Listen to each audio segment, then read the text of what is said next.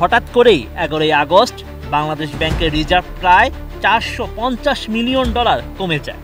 সেদিন আন্তর্জাতিক বন্ধের দিনেও ডলারের এই পতন ছিল বিস্ময়কর। ফলে অনেকেই আশঙ্কা করছিলেন দেশের রিজার্ভ আবার হ্যাকিংয়ের শিকার হলো কিনা।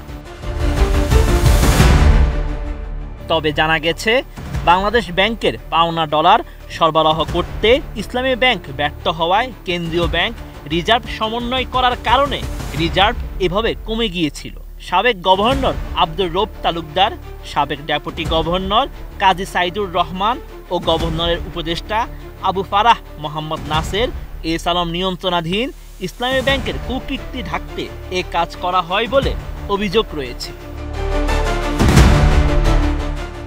পলাতক সাবেক গভর্নরের নির্দেশে 2023 সালের 19 জুলাই বাকিতে ডলার কেনার এই পদ্ধতি শুরু হয়।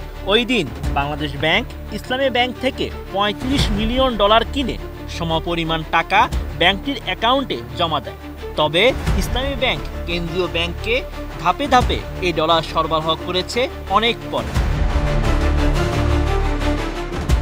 ইসলামী ব্যাংক এবং বাংলাদেশ ব্যাংকের কর্মকর্তাদের মতে 2023 সালের 19 জুলাই থেকে এই বছরের 3 জুলাই পর্যন্ত কেন্দ্রীয় ব্যাংক ইসলামী ব্যাংক থেকে মোট $1.6 বিলিয়ন কিনেছে। গত জুলাই মাসের প্রথম সপ্তাহে বাংলাদেশ ব্যাংক $550 মিলিয়ন কেনে। এসব ডলারের সমপরিমাণ টাকা ইসলামী ব্যাংককে পরিশোধ করা হলেও ব্যাংকটি ডলার সরবরাহ করেনি।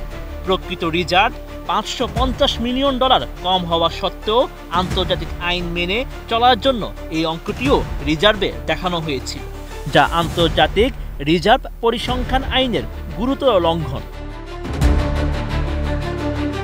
ডিজাইন, এলিগেন্স, বিউটি, সেরা পণ্য সবার জন্য জেভিকো।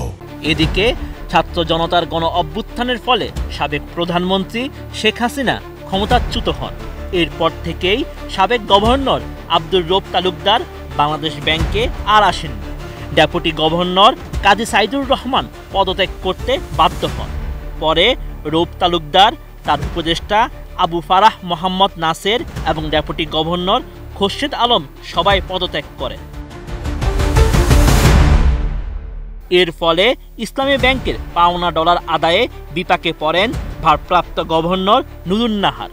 কর্মকর্তাদের সঙ্গে আলোচনার পর ইসলামী ব্যাংকের হিসাব কেটে রিজার্ভ সমন্বয় করার সিদ্ধান্ত নেন তিনি। 11 আগস্ট বাংলাদেশ ব্যাংকের অ্যাকাউন্ট থেকে $450 মিলিয়ন কেটে নেওয়া হলে রিজার্ভ প্রায় $500 বিলিয়ন কমে যায়।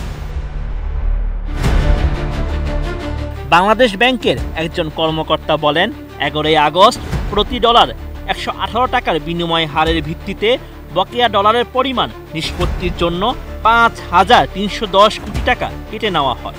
বাংলাদেশ ব্যাংক জুলাইয়ের প্রথম সপ্তাহে ইসলামী ব্যাংক থেকে $550 মিলিয়ন কিনলেও ব্যাংকটি পরিশোধ করেছিল মাত্র $100 মিলিয়ন। বিশ্ব ব্যাংকের ঢাকা অফিসের সাবেক প্রধান অর্থনীতিবিদ জাহিদ হোসেন বলেন, এমনটা ঘটে থাকলে তা জালিয়াতি নয়, রীতিমতো ডাকাতি। এ ঘটনায় জড়িতদের দৃষ্টান্ত শাস্তি নিশ্চিত করতে যথাযথ ব্যবস্থা নেওয়া উচিত। এই ঘটনার সামষ্টিক ফলাফল হচ্ছে রিজার্ভের $500 মিলিয়ন হারালো বাংলাদেশ। এটা জনগণের টাকা, কারো নিজের নয়। বাংলাদেশ ব্যাংকের সূত্র জানায়, এস আলম গ্রুপ ঋণ নিয়ে আত্মসাতের কারণে সাম্প্রতিক বছরগুলোতে ইসলামী ব্যাংক মারাত্মক তারল্য সংকটের সম্মুখীন হয়েছে। সংকট এতটাই তীব্র ছিল যে ব্যাংকটি নগদ জমা স্থিতিও বজায় রাখতে পারেনি। Sheikh Farid, ATN news.